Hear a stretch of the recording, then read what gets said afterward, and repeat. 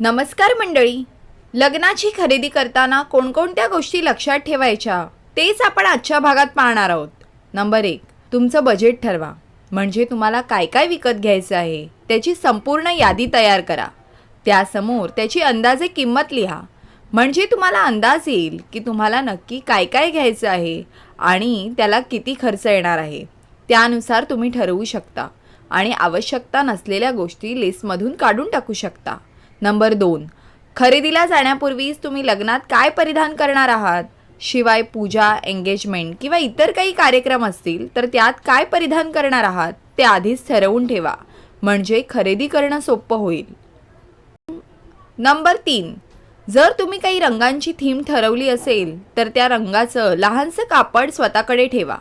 म्हणजे कपड्यांची व इतर खरेदी करताना तुम्ही तो रंग दुकानदाराला दाखवून खरेदी करू शकता. आणि कापड यासाठी की मोबाईलमध्ये हुबेहूब रंग कळेलच असं नाही. नंबर 4, खरेदी करण्यासाठी असं मार्केट निवडा जिथे तुम्हाला गरजेच्या जास्तीत जास्त वस्तू सहज मिळतील. तसेच खरेदी करण्यासाठी अशी वेळ निवडा ज्यावेळी गर्दी कमी असेल, जसं की 11 ते दुपारी 3 वगैरे.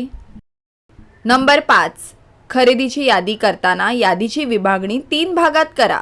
जसं की पहिल्या यादीत दागिने, कपडे, ब्लाऊज, मेकअप, बॅग.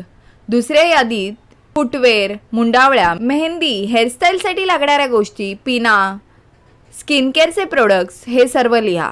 तिसऱ्या लिस्टमध्ये रुखवतीचं सामान, पूजेचं सामान, लोकांना द्यायचे गिफ्ट्स, सजावटीचं काही सामान असेल तर, खरेदी करावयाची भांडी, अशा सर्व एक्स्ट्रा खरेदी कराव्या लागणाऱ्या गोष्टींची यादी तयार करा.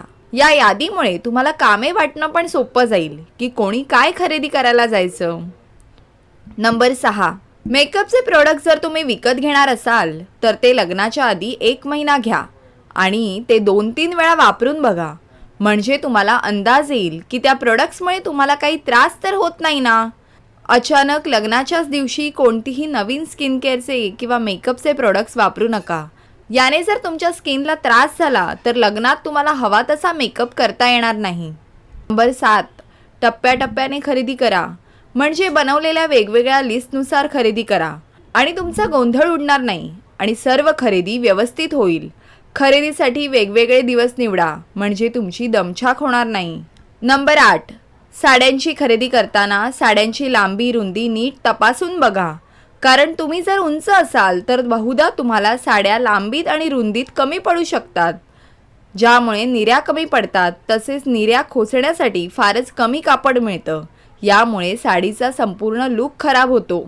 नंबर 9, मान्य आहे आपण सर्वजण एकदाच लग्न करतो म्हणून आपण खूप महागड्या साड्या घेतो, खूप जड लेहंगे विकत घेतो.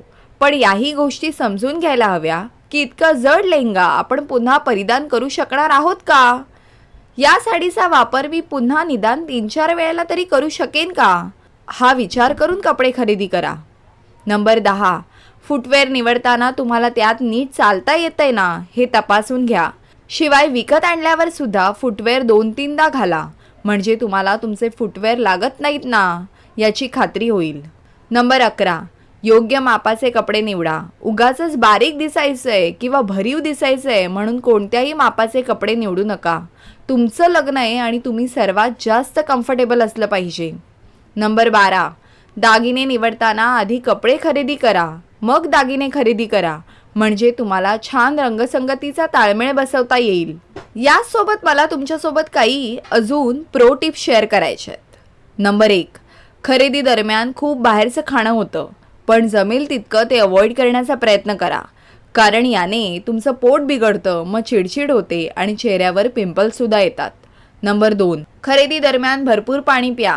शिवाय नातेवाईकांकडे गेल्यावर बऱ्याचदा जास्त प्रमाणात चहा घेतला जातो, तर अति प्रमाणात चहा घेऊ नका. याने तुम्हाला ॲसिडिटी होते. शिवाय रात्रीच्या झोपेवरही याचा परिणाम होतो.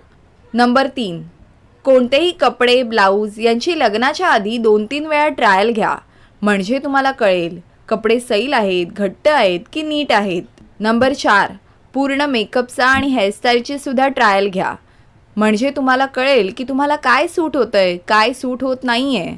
मेकअप प्रोडक्ट्स नीट सूट होत आहेत ना. कारण बऱ्याचदा काय होतं, मेकअपची सवय नसली की ऐन लग्नात मेकअपमुळे चेहऱ्यावर जळजळ होते, ॲलर्जी होते, हे सर्व टाळण्यासाठी मेकअप ट्राय करून बघायचा. तसेच हेअरस्टाईल चेहऱ्याला सूट होते की नाही हे सुद्धा तपासून बघा.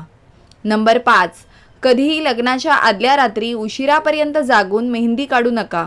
याने तुमची झोप अपूर्ण राहील आणि तुम्ही लग्नाच्या दिवशी फ्रेश दिसणार नाही. शिवाय तुम्हाला झोप येत राहील. त्यासाठी लग्नाच्या 2 दिवस आधी मेहंदी काढा.